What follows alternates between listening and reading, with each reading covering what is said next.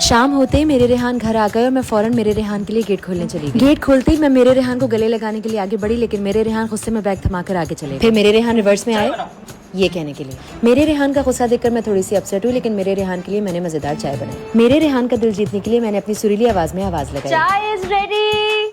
हाँ ले आओ। और ये कहकर मैं मेरे रेहान के पास जाके बैठ गई, लेकिन मेरे रेहान वहां से भी गुस्से में उठ के चले गए।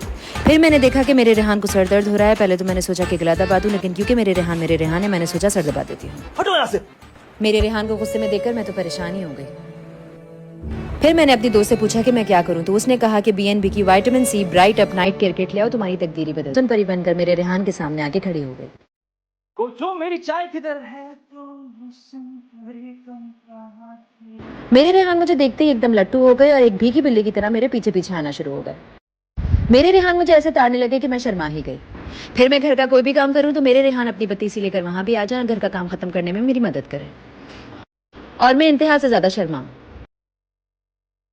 फिर मेरे रेहान मेरे साथ ग्लू की तरह चिपक गए, और इतना चिपक गए कि फिर मैंने सोचा कि मैं मेरे रेहान से छुटकारा कैसे पाऊं।